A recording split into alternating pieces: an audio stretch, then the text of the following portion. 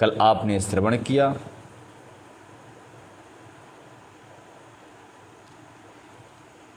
कि जनक जी महाराज श्री राम से मिलने के लिए पहुँचे। दूत ने ऐसा संदेश गुरुजी से पद बताया। गुरुदेव ने सबको लेकर पहुँचे जनक जी से मिलने के लिए। तो राम दरस लाल सा उछाहू, पत श्रमले सुकलेस न काहू। राम के दर्शन की इतनी लालसा थी जनक जी को कि जनक जी महाराज ने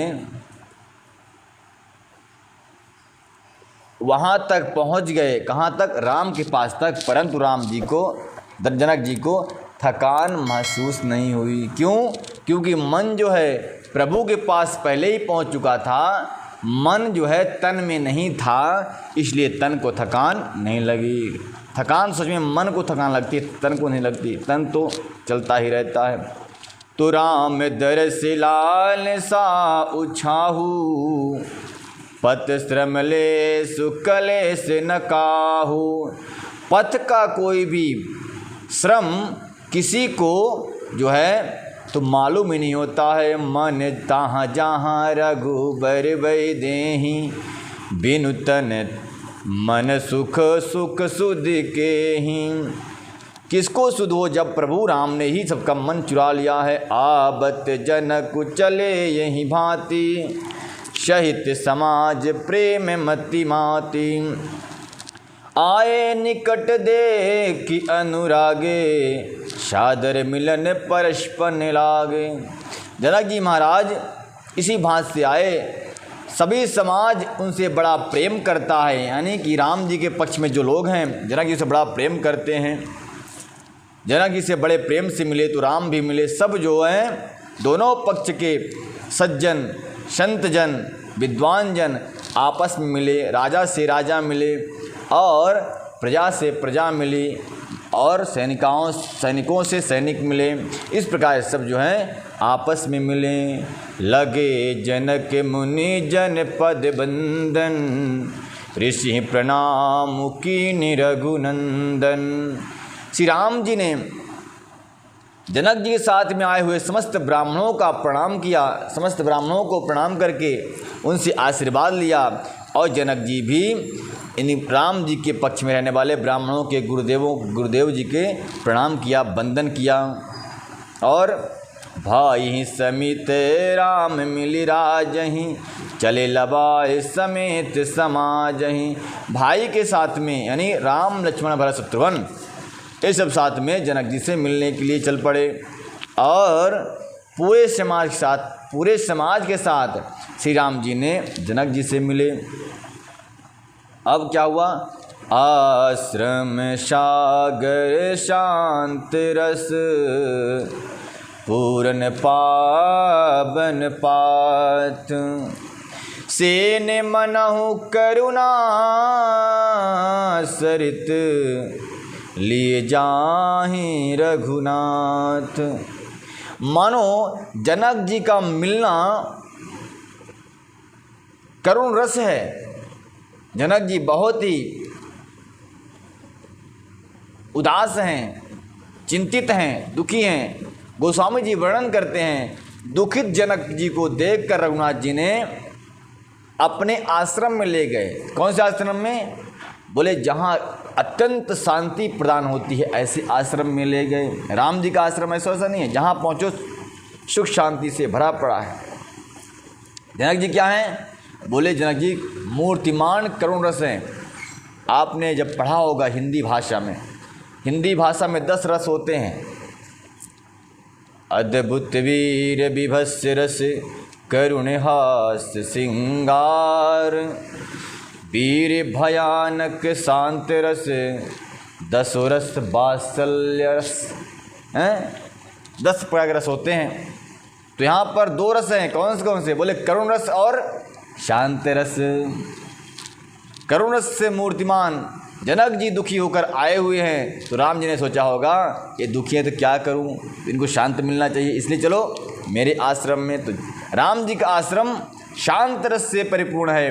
करुण रस को शांत रस में ले जाकर राम जी ने शांत किया। से न मनौ करुणा सहित लिए जाहि रघुनाथ। रघुनाथ जी ने अपने आश्रम में ले गए उनको। फिर बोरत ज्ञान विराग करारे, बचन सशोक मिलत न दिनारे। सोच उसास समीर तरंगा, धीरज तट तरुबर कर भंगा। यह करुणा की नदी इतनी बड़ी हुई है, किसकी? जनक जी की। यह नदी इतनी बड़ी हुई है कि ज्ञान वैराग रूपी किनारों को डुबाती जाती है और शोक भरे बचन नद नाले हैं जो इस नदी में मिलते हैं, वे सोच की लंबी सांस आहें भरने लगते हैं। वायु की झरोकों से उठने वाले तरंगे जो हैं वो धैर्य रूपी किनारे के उत्तम वृक्षों को तोड़ रही हैं। राम जी का बन जाना, जानकी जी का बन जाना जनक जी को अंदर से हिला के रख दिया। गोस्वामी जी बहुत सुंदर वर्णन करते हैं। क्या?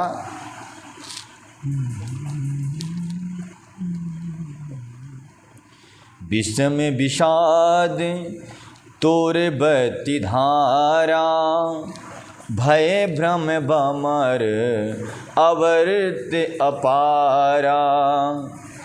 विषम विषाद तोरे बती धारा, भय भ्रम बमर अवर्त अपारा। केवट सुदे विद्या वर्णावा, सकहि न खे कहीं एक नहीं आवा। विषम विषाद तुराबती धारा। कहते हैं कि जो विषाद है वह वृक्ष है। किसका वृक्ष है? बोले उस नदी का जिसमें करुण रस बह रहा है। उस विषम धारा को तोड़ते हुए, यानी कि धैर्य रूप वृक्ष लगे हुए जो उस नदी के तट पर, तो विषाद रूपी धारा उसको, उन वृक्षों को तोड़ते जाती है। और भय भ्रम भ्रमर अवर्त अपारा, और उस नदी में बहुत सारी भय रूपी भ्रमर उत्पन्न हो रही हैं, जिसमें लगता है दोनों पक्ष के, यानी जनकपुरी की और अयोध्यापुरी के, ये सेना सब डूब जाएगी। के बट बुद्धि विद्या बढ़नावा, सकहि न खे एक नहीं आवा। केवट बड़ी बुद्धि है जो उसको खेने वाली है, और विद्या जो है नाव बन गई है। लेकिन इस केवट रूपी बुद्धि और नाव रूपी विद्या को कोई खेने वाला नहीं है कोई, क्योंकि सकहि न खे एक नहीं आवा, कोई इसको खेने के लिए तैयार ही नहीं होता। भयानक विषाद है। विद्वान मल्लाह इत्यादि जो हैं सब जो हैं बेचैन हो चुके हैं। कौन निर्णय करे, कौन इसको पार ले जाए, इस युक्ति में सब लगे हुए हैं।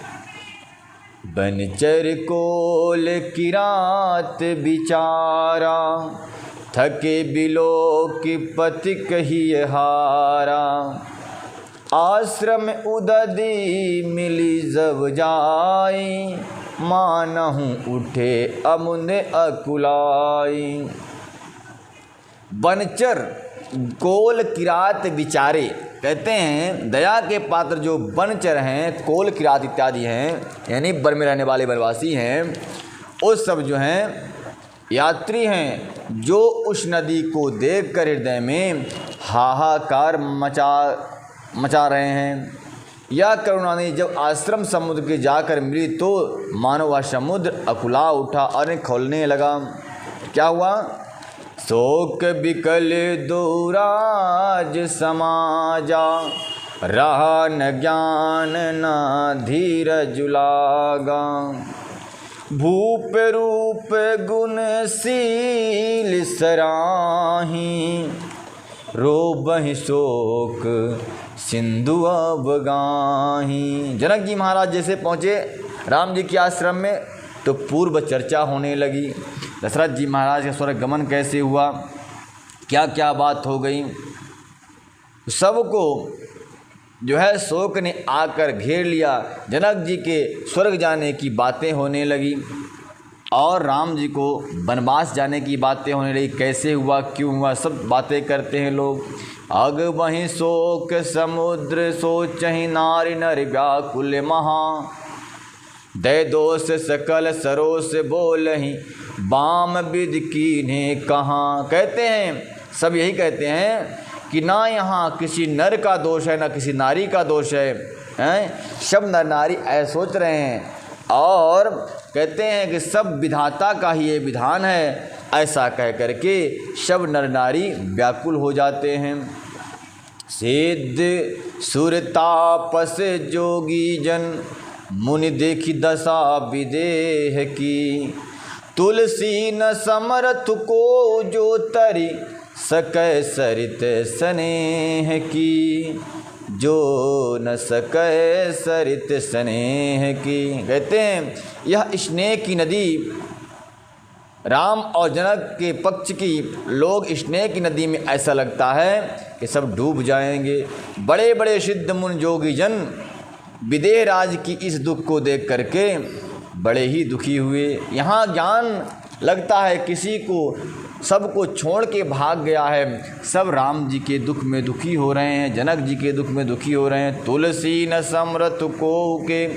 गोस्वामी बाबा कहते हैं कि बड़े बड़े विद्वान जब इस राम के बन जाने पर शोकाकुल हो गए, दशरथ जी के बन स्वर्ग जाने पर शोकाकुल हो गए, तो बताओ फिर मैं क्या कहूँ कि कितना वहाँ शोक है, कितना वहाँ दैन्य है, कितना वहाँ दुख है। तुलसी न समरथ को जो तरिस कै सरित शोक ही।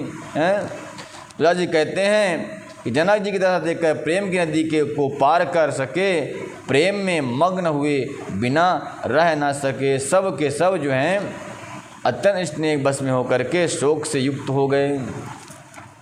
किए अमित उपदेश जहाँ तहाँ लोग ही मुनि बरहीं।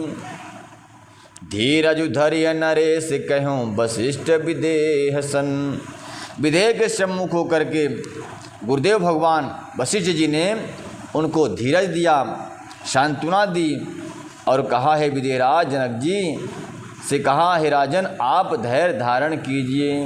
देखिए अच्छा और बुरा समय सबके साथ आता है, सबके पास आता है, लेकिन वह समय ज़्यादा दिन तक नहीं रहता। इसलिए जब समय विपरीत हो तो व्यक्ति को अत्यंत गंभीर होकर के उसमें शांति के साथ उसका फैसला लेना चाहिए, क्या करना है क्या नहीं करना है। हड़बड़ाने से काम बिगड़ जाता है। हड़बड़ा कर जो फैसला करता है वो बहुत गलत कर लेता है अपने साथ। इसलिए जब समय विपरीत हो तो बहुत शांति से उसका निवारण करना चाहिए। बोल मर्यादा पुरुषोत्तम राम की जय। सीतापति भगवान की जय। जासु ज्ञान रवि भव निशिनासा। बचन किरण मुनि कमल विकासा। मोहित मोह तोहि की मोह ममता निराई। यह सिय राम स्नेह बड़ाई। यह सिय राम स्नेह बड़ाई। कहते हैं जिसको ज्ञान था, ज्ञान के समान बोलो ज्ञान अपार था, वह ज्ञान भगवान सूर्य के समान अज्ञान को नष्ट करने वाला। जिस प्रकार से भगवान सूर्य रात्रि के अंधकार को उदय होते ही नष्ट कर देते हैं, बड़े बड़े विद्वानों के पास वहाँ ज्ञान इसी प्रकार से प्रकाशवान था। लेकिन बचन किरण मुनि कमल विकासा।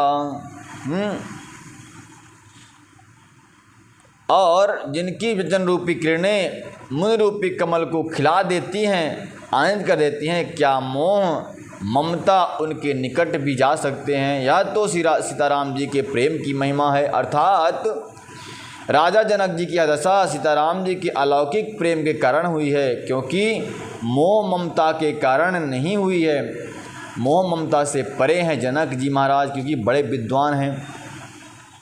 परंतु सीताराम जी के प्रेम की महिमा ही ऐसी है कि जो उनके वियोग की बात सुनता है वह करुणा से युक्त हो जाता है और लौकिक मोह ममता को पार कर चुके जनक जी पर यह कोई प्रभाव नहीं डाल सकता। विषय साधक सिद्ध सयाने त्रिविध जीव जग वेद बखाने राम स्नेह सरस मन जासु साधु सभा बड़ आदर तासु। विषय साधक और ज्ञानवान सिद्ध पुरुष जगत में ये तीन प्रकार के जीव वेदों ने बतलाए हैं। इन तीनों में जिनका चित्त श्री राम जी के स्नेह से परिपूर्ण है वह साधुओं की सभा में प्रशंसनीय है, माननीय है, सम्माननीय है, श्रेष्ठ है। ऐसा गोस्वामी जी वर्णन करते हैं।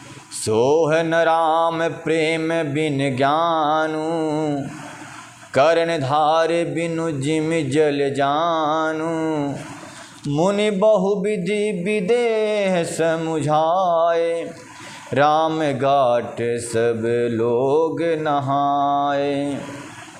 गोस्वामी जी कहते हैं कि शोह न राम प्रेम बिनु ज्ञानु, कहते हैं कि राम से अगर प्रेम है, ज्ञान है आपको बहुत, लेकिन राम से प्रेम नहीं, कृष्ण से प्रेम नहीं, सनातन परंपरा से प्रेम नहीं, सनातन धर्म से प्रेम नहीं, सनातन धर्मी कहने से प्रेम नहीं, तो वह व्यक्ति कितना भी ज्ञानी हो जाए कि ज्ञानी नहीं कहलाएगा। ऐसे एक कुमार विश्वास, एक कवि का नाम सुना होगा आप लोगों ने, वो बोल रहा था कोई मुझे भारती कहे, दो ऑप्शन मेरे सामने रखे कि तुम भारतीय हो कि सनातनी हो, तो बोल रहा था कि मैं उससे कहूँगा कि मैं भारतीय हूँ, सनातनी नहीं हूँ, ऐसा बोला।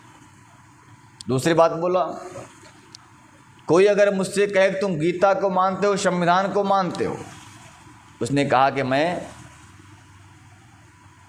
संविधान को मानता हूँ, गीता को नहीं मानता हूँ। शायद उसके मन में आशा हो गई होगी कि मैं प्रधानमंत्री बन जाऊँ इस चाट क्वार्ता भरी बातें कह के। कि संविधान को जो कहते हैं कि मेरे बाप ने लिखा है, शायद वो मेरे पक्ष में आ जाए, वोट दे देंगे, मैं बन जाऊँगा। उस मूर्ख को ये नहीं मालूम कि सनातन नहीं होगा तो भारत नहीं होगा, भारत का जन्म ही सनातन में हुआ है। और जो कहता है कि मैं सनातनी नहीं हूँ तो भारतीय कैसा हो सकता है? वह तो नीच, वो व्यर्थ प्रलाप करता है। जो गीता को नहीं मान सकता वो संविधान को भी नहीं मान सकता, क्योंकि गीता सत्य का बोध कराने वाली, सद्मार्ग बताने वाली और सच्चरित्र बनाने वाली है। अगर जो गीता का नहीं मानेगा, आज तक संसार में कोई ऐसा व्यक्ति नहीं मिला मुझे जो गुरुकुल से निकला हो, गीता पढ़ के निकला हो और अपने देश से बगावत किया हो, अपने देश से, देश के देशवासियों से किसी के खिलाफ कार्य किया हो। जिसने भी गीता को पढ़ लिया वहाँ संविधान को ही मानता था और भारत को ही मानता था और भारतवासियों को ही मानता था। ये जितने भी रिश्वतखोर मिल रहे हैं, रिश्वतखोरी कर रहे हैं और पकड़े जा रहे हैं, इन्होंने गीता को नहीं पढ़ा। गीता को पढ़ा होता तो कभी रिश्वतखोरी करके जेल में न जाते। तो कुमार विश्वास वक्तव्य देते समय इस बात को भी ध्यान रखें कि यहाँ विद्वानों की कमी नहीं है, और सनातन को न मानने वाला, गीता को न मानने वाला आतंकवाद को ही मानता है और किसी और को नहीं मानता। कभी देशभक्त नहीं हो सकता। जो गीता को नहीं मानता, सनातन को नहीं मानता, वो कभी सच्चा देशभक्त नहीं हो सकता। यहाँ का कण कण तो सनातनी है, पुरातनी है, ऐसा वेद बार बार कहते हैं। और जब तुम सनातन को नहीं मानोगे, यानी अपने बाप को नहीं मान सकता जो व्यक्ति, वो देश को कैसे मानेगा? जो पत्नी अपने पति को नहीं मानती वो संसार में किसको मानेगी?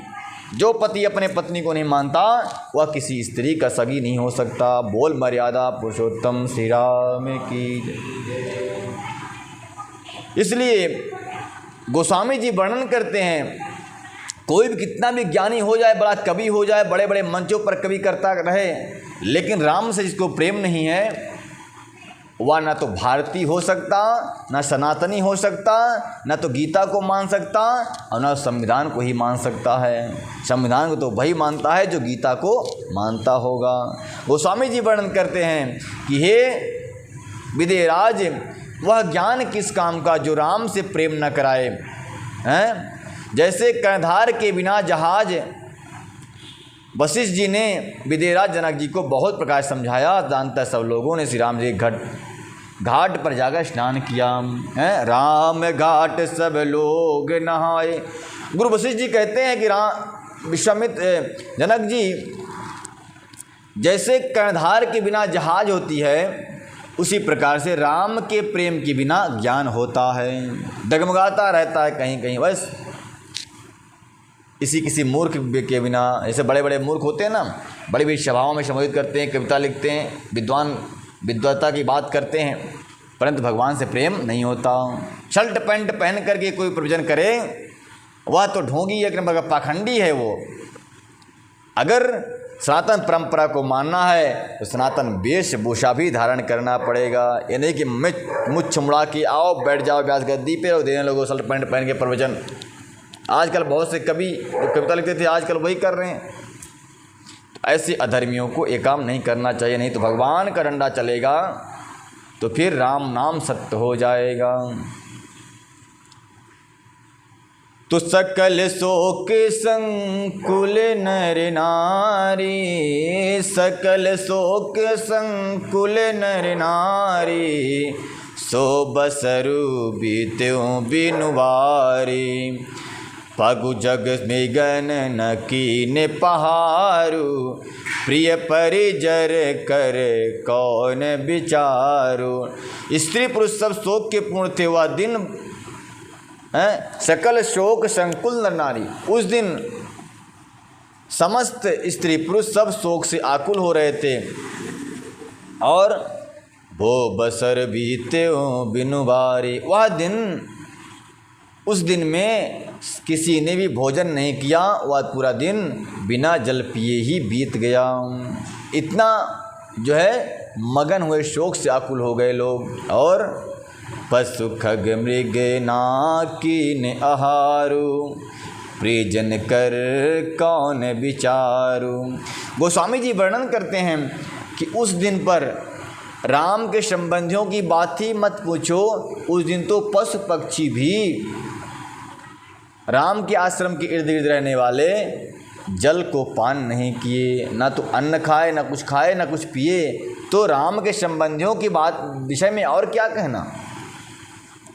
दो समाज निमिराज, रघुराजु नहाने प्रात, बैठ सब बिटप तर मन मलिन कृषगात। सायंकाल हुआ, सब सो गए, सुबह उठे, सब ने स्नान बंदन किया और एक बट वृक्ष के नीचे बैठ गए। कौन? बोले निमिराज और रघुराज। निमिराज मतलब निमि वंश के राजा कौन है? जनक जी। और रघुवंश के राजा कौन है? राम जी। कहते हैं दोनों पक्ष के योद्धा राजा स्नान ध्यान किया, शांति स्वरूप होकर के सबने जाकर बट वृक्ष के नीचे बैठ गया। हे देव, कैसा निर्णय करोगे ये कोई जान नहीं पाता। और लेकिन निर्णय अब जनक जी आए हैं तो उचित निर्णय होगा। जाकर बट वृक्ष के नीचे बैठ गए और मन सबका मलिन है, सबका मन दुखी है। जे महिषुर दशरथ पुरवासी, जे मिथिलापति रंगर निवासी, हंस बंस गुरु जनक पुरोधा, जिन जग पगु पर मारथ शोधा। गोस्वामी जी कहते हैं जो महिषुर दशरथ पुरवासी, जो अयोध्यापुर के वासी थे, ऐसे ब्राह्मण लोग तथा मिथिलापुर के वासी जो थे वो ब्राह्मण लोग, वो नगरवासी जो हैं तो बैठ गए। कैसे बैठ गए?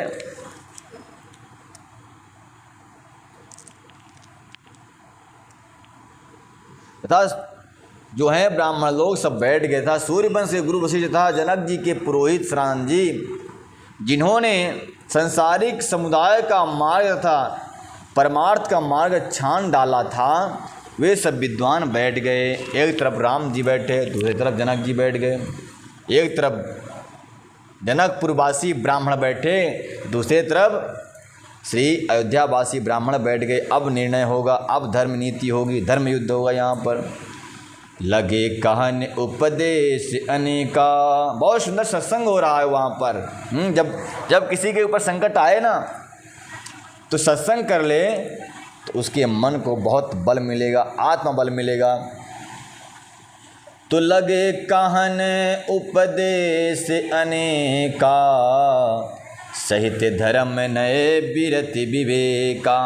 धर्म से और विवेक से युक्त जो है सब ने अपना अपना ज्ञान के अनुसार उपदेश किया। और कौशिक कही कही कथा पुरानी, समुझाई सब सभा सुवानी। कौशिक जी यानी वशिष्ठ जी ने भी इतिहास पुराणों की प्राचीन कथाओं कह करके सब सभा को संबोधित किया। और क्या कहा, बोले तब रघुनाथ कौशिक कहीं कहूँ, नाथ काल जल बिनु सब रहूँ।